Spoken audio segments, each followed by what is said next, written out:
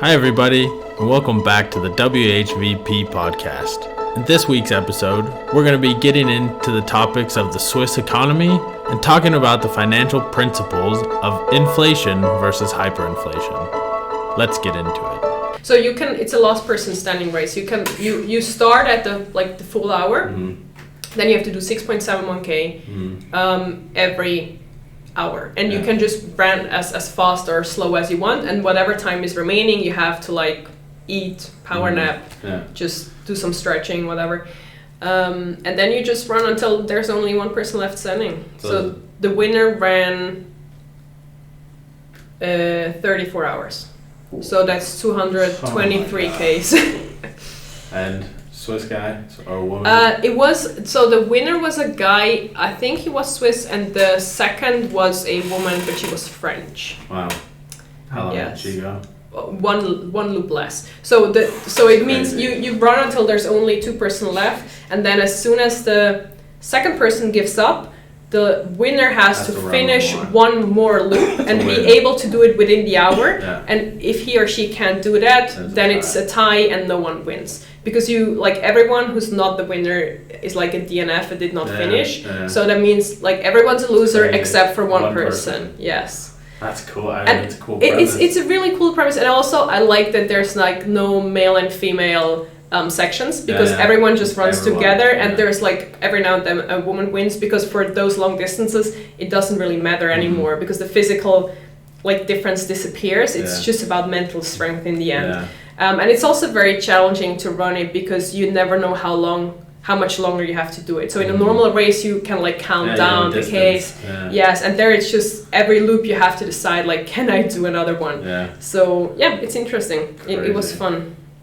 Yeah, but sounds like nothing I want to do, but I can understand from the competitive nature. That's a really cool premise. It's everyone goes in and only one comes out. Yeah, and it's also fun because you're a team until there's only two people left, because the winner wants to run as far as possible, and you are not allowed to continue running more than one loop once the second person dropped out.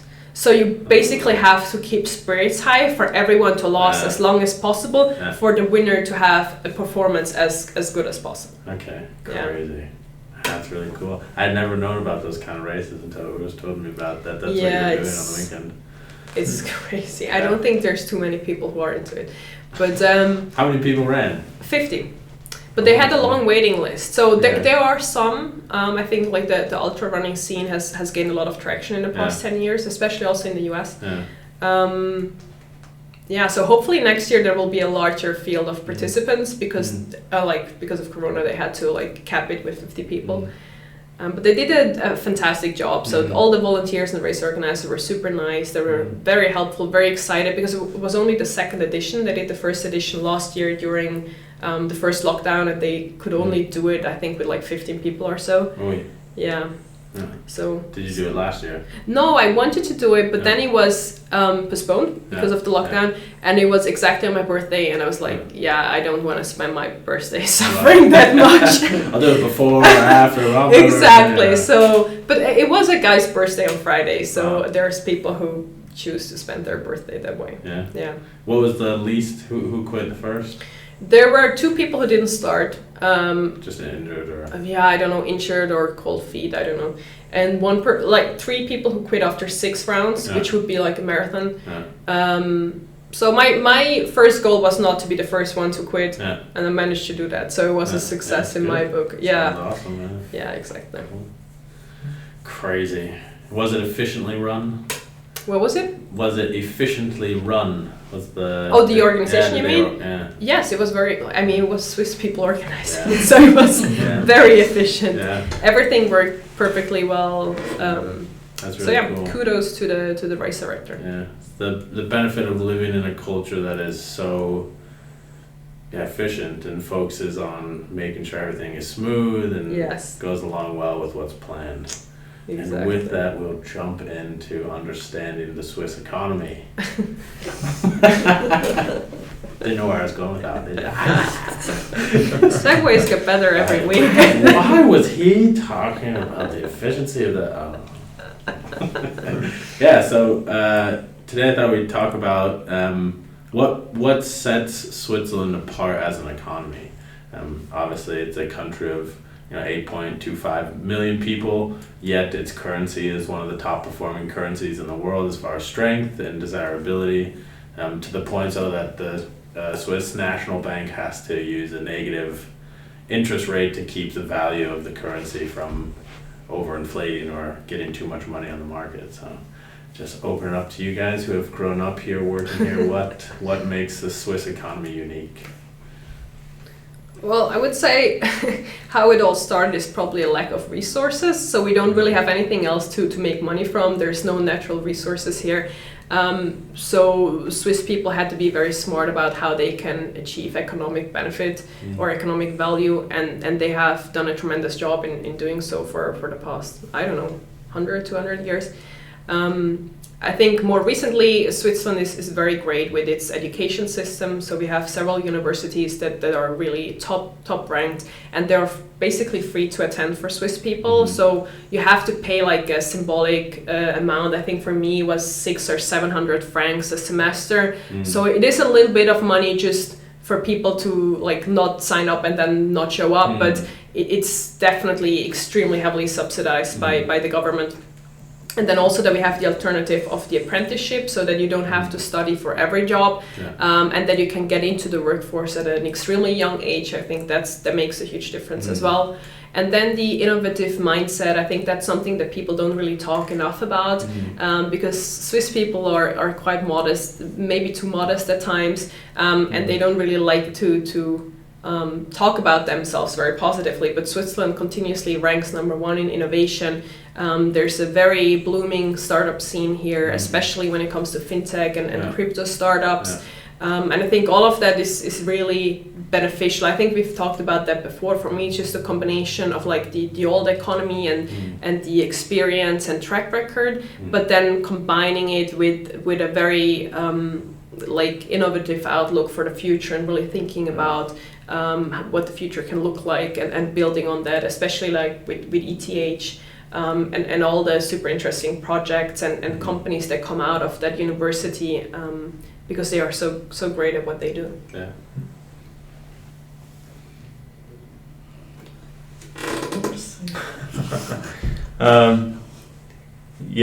I think another reason why we do have all of these high quality people in Switzerland is that Switzerland is a very attractive place to live.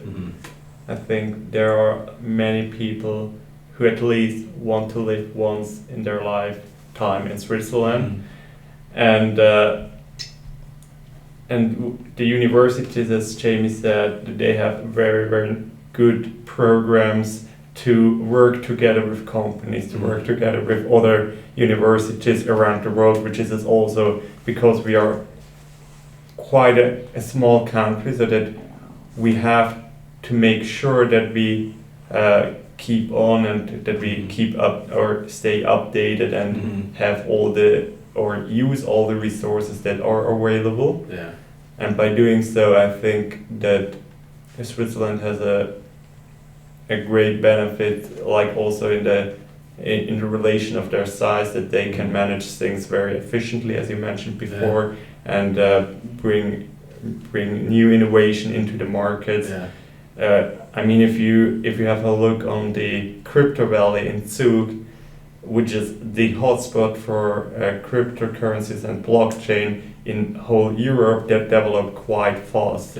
Like within 2 years or something, started 2013 already.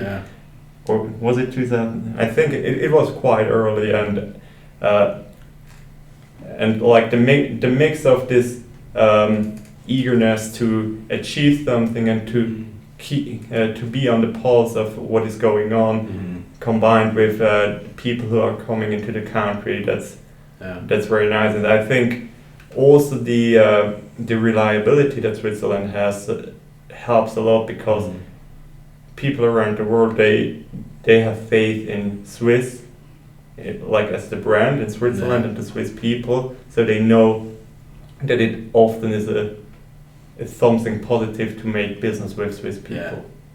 Yeah, the quality of service or products that come out of Switzerland always has that high high standard, and the Swiss government I think has really worked really well and really hard to maintain that. Certain countries like Japan, the United States still have that to some regard, but the United States, we lost a lot of that because we were so focused on other areas of growth and innovation that we kind of lost that, where Switzerland I think has been able to do an incredible job at keeping that for both products and services and what's coming in the future. How do we move forward? And it's something really, really incredible.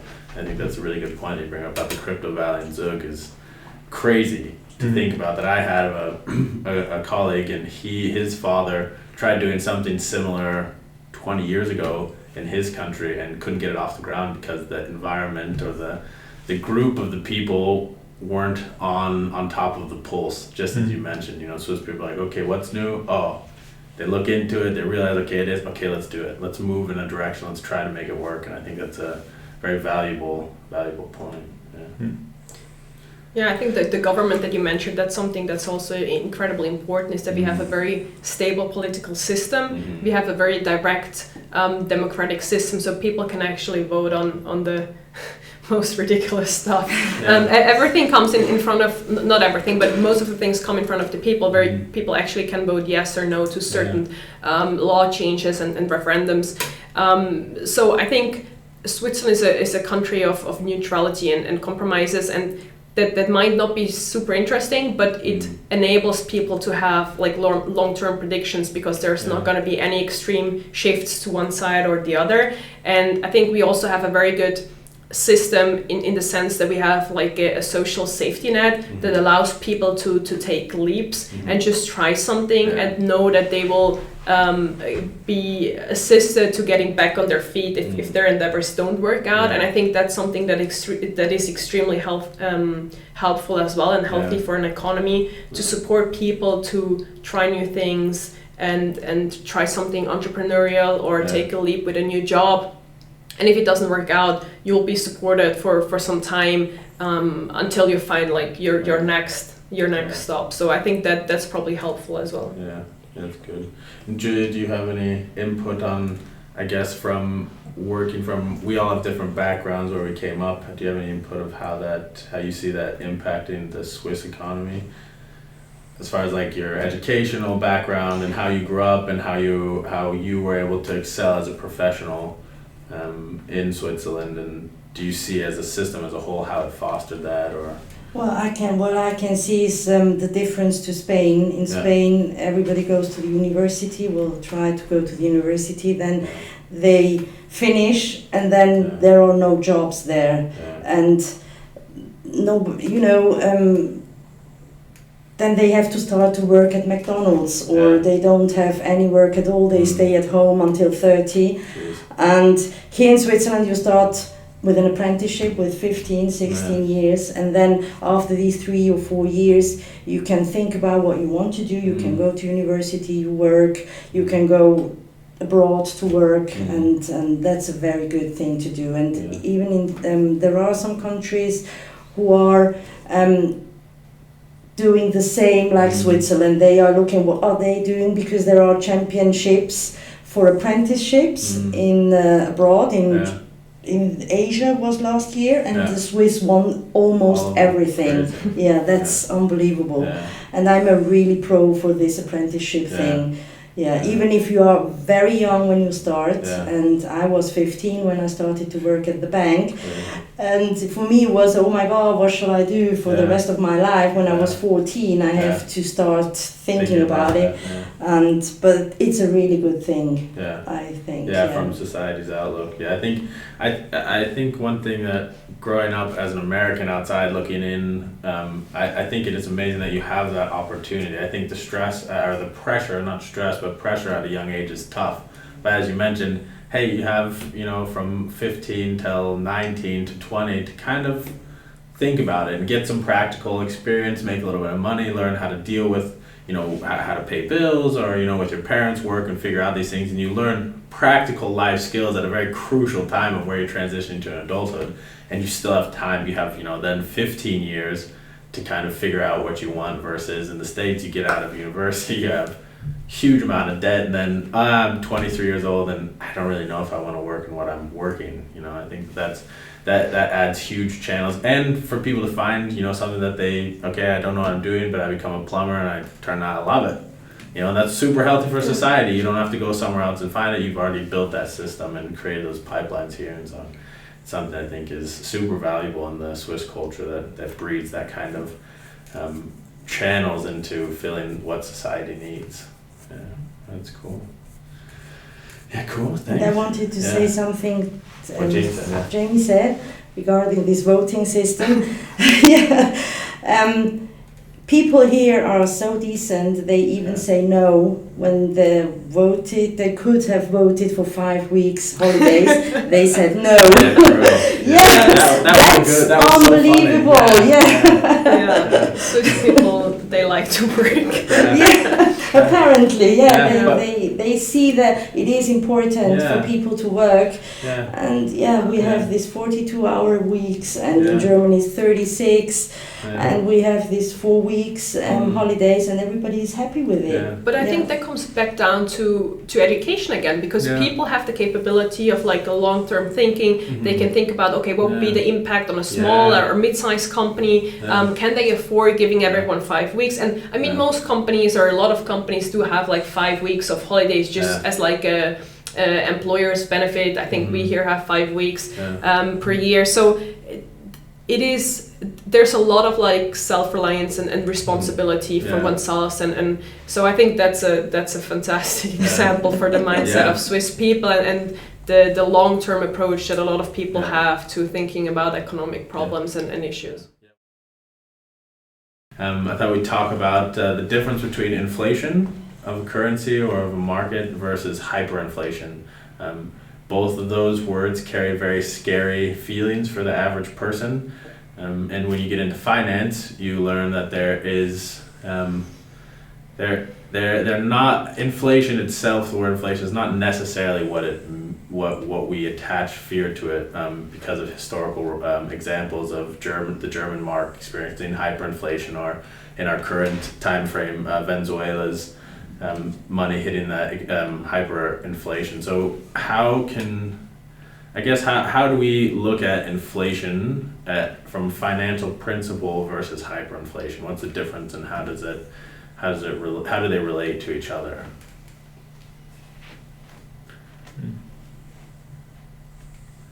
Well, maybe I can just start to give some baseline, but before you maybe expand on it a bit more.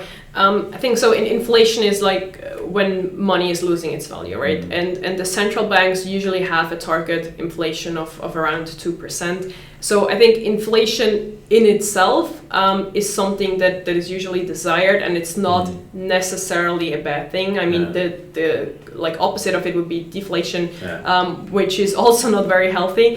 So I think it's important to not get too afraid or too emotional when people start talking about inflation. Of course, if we have inflation in very high numbers, if we go into hyperinflation territory, that becomes a huge problem. I think we're very far away from hyperinflation, and also in the US. That just to have like a little bit of just that like everybody is a little bit clear on what we're talking about when we talk about that. I'm not sure. Do you want to expand on that a bit more? Yeah, sure. I mean, the goal for having inflation is to grow an economy, so that you put more money into the economy and hope that this money will be used in a productive way. So this is the positive side of inflation. But the other thing on inflation is that it is quite difficult to control it, as we have seen in the last 30 years. I would say that we have been not necessarily in an environment of deflation, but disinflation. So where there is still inflation, but the inflation comes down.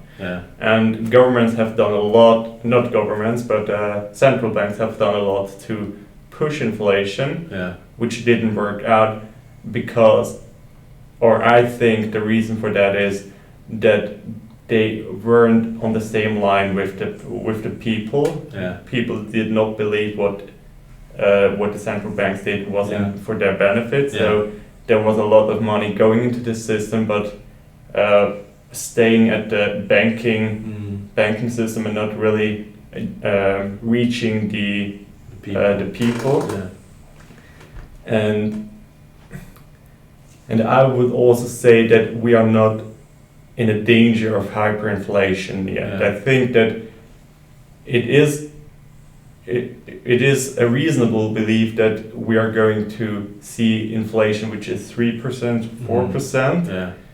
but that the central bank has the ability to react in several ways. I mean, inflation is the best thing that, or not the best, but is not that a bad thing that currently can happen to the central banks and the governments. There are things that are worse, and there are instruments they can use to reduce the cash and to work together with the banking system to bring money again out of the system.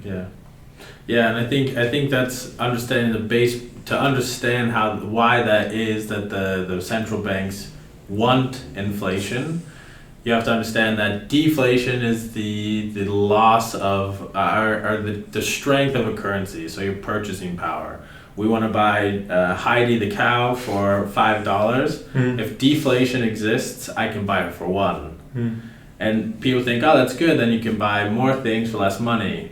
Attached with deflation is usually less money supply, which means incomes, everything else goes down from the population. And that's exactly as you mentioned, the central banks want inflation because they want the economy to grow, because if the money goes into the population, like you saw in the 60s with JFK and his high spending tax policies and lower tax wages, it saw a flush of money go into the markets, and it allowed people's average incomes, spurted in the 60s.